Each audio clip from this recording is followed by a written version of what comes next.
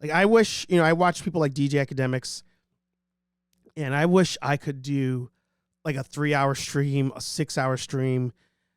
Cause there's with the little topics we do have today, each one could be talked about for hours, literally for hours. And in fact, for one of these topics, if you are a content creator talking about this topic, you're probably eating right now. You're probably doing good. Probably doing good. This, I've talked about it before. This teeters the line of what I am like really interested in and versus what I talk about on the channel. I love like hip hop and the black space as far as like content online. I'm watching, like I said, DJ Academics. I follow along with like Breakfast Club, follow along with Urban Politicians, Big Ant over there. So I love that space, but I don't talk about it a lot here because of the algorithm. The algorithm on YouTube is merciless. It shows no mercy. And when I deviate from nerd stuff, it hurts the channel on the algorithm. Every time. But this one, I was like, I want to talk about it. I want to just give my 2 cents. So somebody mentioned it. I think it was LeBron earlier today. But Katt Williams in the comedy space. So now we're dabbling in comedy, which I used to talk about a lot. Well, the comedy YouTube space. I used to talk about that a lot when the channel started. So we have the comedy, we have the sports, we have like the black space. All of it got rocked because there's a lot of things intertwined by one Katt Williams this past week. Katt Williams did an episode of Club Shay Shay, a podcast by Shannon Sharpe, where if you've not checked it out, you should totally check this out. He brought on Katt Williams. Shannon Sharpe brought him on, and immediately Katt Williams was like, I'm going to break the internet. Hold my beer. And it's good. Hi, I'm Zoe Gong. As I let this ad play here. It's a good watch. It is a good watch. 1.2 million subscribers, 1.1 likes. That is hard to do. Those of you who are content creators, you know that to get 50% of your subscribers to watch something, that is hard. So shout out to Shannon Sharpe for this. I'll play a little bit of the beginning just so you can get an idea of how this started rolling. And then I want to talk about some issues that people are having with this interview. And it may not be what you think. So I'm going to fast forward a bit. Shannon Sharpe does his interview, or his intro, giving his props to Katt Williams. Then the world over. This one doesn't taste like wood at the end, and it doesn't taste like it's got artificial colors, and it talking about doesn't the taste like it's got art. So you can tell. He was talking about the not the bourbon, but the what are they drinking there? Brandy. They're drinking some brandy. He's a cognac connoisseur. He understands cognac. The method that goes into making cognac. Straight up and down alcoholic. I need you to know why I came by. Yeah, I need you to tell us why. People know I don't go everywhere. I'm not interested in talking to people unless it's like a Larry King or somebody of an amazing ilk that I would actually want to go talk to in real life. Okay. I don't do it so I can sell product, and I got things to sell, so let me come talk.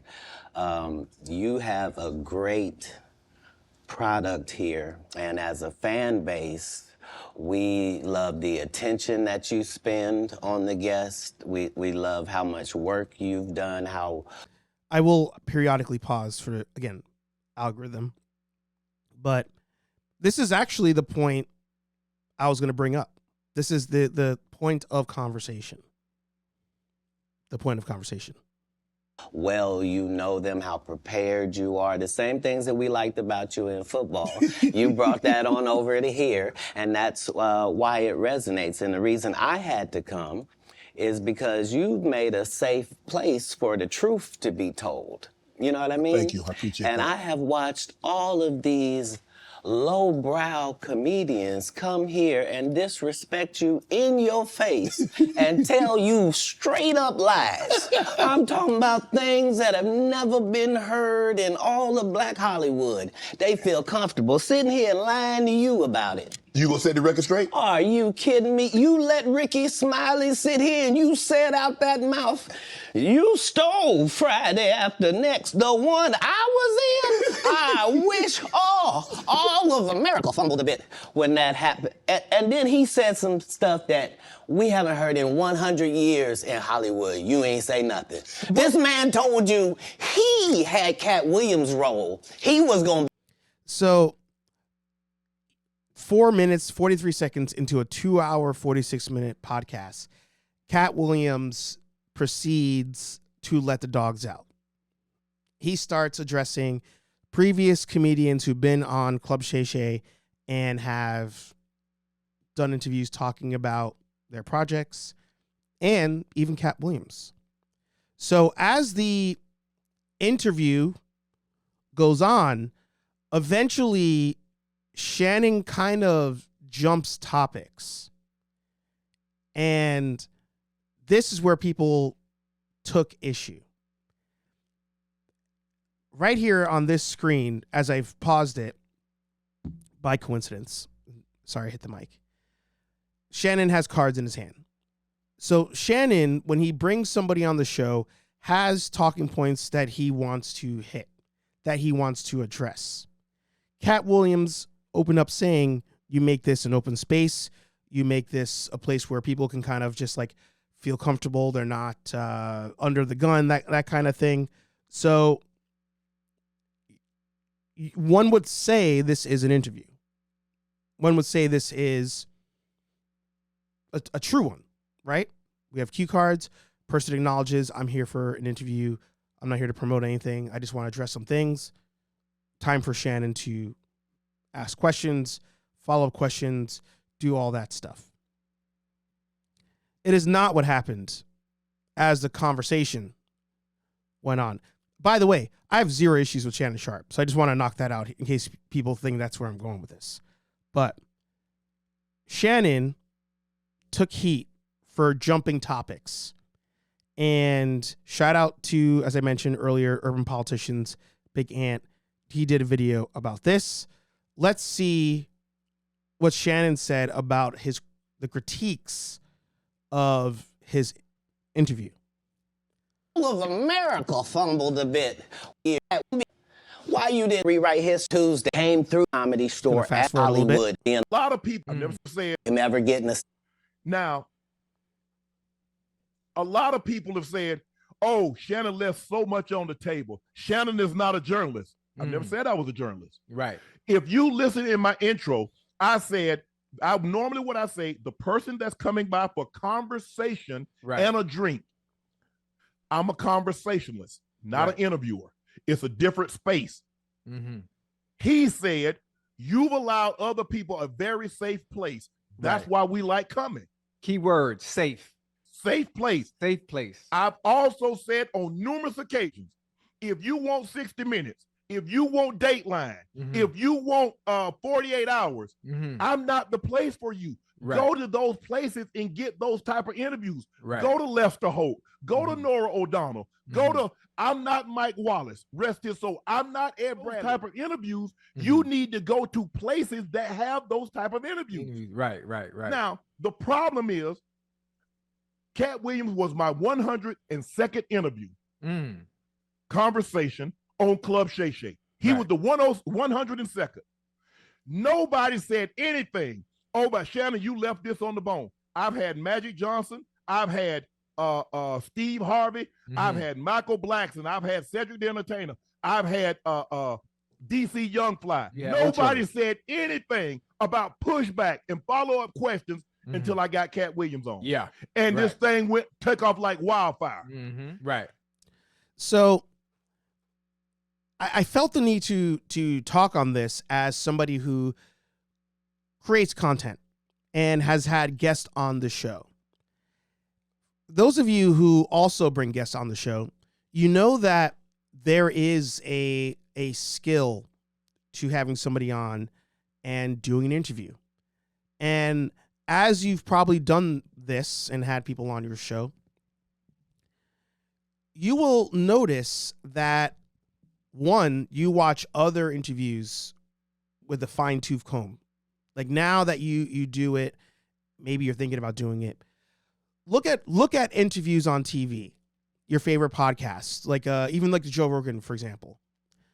And you could identify the differences between like an interview and a conversation. Those are in my brain, at least, and I could be wrong here. Maybe you guys agree, disagree. In my brain, those are truly two different things. They are two different things. When you have a conversation with somebody, think real life. Person A says something, person B says something, person A says something, maybe person B asks a follow-up to what person A just said. Or maybe person A is like, oh, what person B said, I'm gonna follow up on that one. Hey, what did you mean by this? What do you mean by that? A conversation has no script. You just flow with it. You absolutely flow with it. In the conversation with Katt Williams, Shannon Sharpe was truly trying to do an interview. He let Katt open up and he commented on things Katt was saying, but there were no like follow-ups to it. And in fact, there were moments where he could have, oh, can you elaborate more on blank? Or wait, what about this other thing? And he would switch the conversation because on his cards, he had the points he wanted to hit. So all that to say, I think Shannon's wrong by saying he's a conversationalist or he does conversation. That episode, and I haven't seen all 102 episodes, but that episode was his attempt at an interview. I don't think there's any misconception from a viewer perspective on what was happening. If it was a conversation, the cue cards, the note cards, tossed over the shoulder, we're going in. Now, if you need to rile the person, or corral the person, I should say, because they're starting to tangent off a la a Kanye West, that's different. Somebody like Kanye West, when he does an interview, he could start talking about something, and the way that his brain works, it ties into something else, so he jumps into something else and forgets about the original point. And then as an interviewer, or even somebody doing a conversation for content, it is your job to either say, we're going to follow you on this conversation and now we're over here, or you gotta ring them back in, because not only were we talking about something that's interesting, the viewers most likely find what you were just talking about interesting. And it's my job as a interviewer, conversationalist, to guide the conversation. All right, you talked about that. We're going to come back to that. That's interesting. Let's finish here first so we could properly transition there. That's what you have to do. That's your job. Somebody like Shannon Sharpe, does he need notes from anybody like us? No. The numbers would tell you different. He has 33 million views on this video, 2.2 million subscribers. Doesn't need advice from anybody. He can do whatever he wants. So let's not get that twisted. But if you are somebody who is trying to do the interview thing, trying to do the conversation thing, saying I'm not an interviewer, I do conversation. Unless you are big enough to not need to follow the rules, you kind of have to follow the rules. And people will get frustrated if you don't follow the rules. And they are not rules that are set by, some Illuminati, like the Illuminati that Katt Williams is talking about. They're rules that are just set by the human brain. It's human nature. Conversation is conversation, whether it's recorded or not. And if you talk to somebody and you feel like they're not listening to you or they're not giving you feedback as you're talking, you lose interest. Is what it is. That's just how it works. This interview was an interview. It was not a conversation. And I'm hoping that Katt Williams does go on to Joe Rogan, because Joe Rogan is really good at the conversation thing. He lets the person talk. He will corral them from time to time. And he can identify sometimes when it's time to move on to the next topic. Like maybe we've been on this one topic for too long. We're not getting anything new here. So let's kind of move it into like the next, where should this go from here? To me, the best in the game. And I mean, the reason I podcast is really because of two people? Joe Rogan, Ariel Helwani. Ariel Helwani is the best at blurring the line between conversation and interview. There are no cue cards. He has mental notes in his head of where we should go. But best believe if the person starts saying something that he didn't even think they would say, or a road that he didn't think they would go down, he goes down that road. But he still remembers what some of the points were that he had to make sure to talk about. He'll research the person beforehand, see what they have going on, go through their Twitter before the interview, go through their Instagram before the interview, so that if there's something recent the fan base probably was talking about interacting with that person, he makes sure to bring that up in the interview. And there's been plenty of times where Ariel Helwani says, I didn't get all my points out. Like, I wish I had more time, because he has to keep, schedule of his show.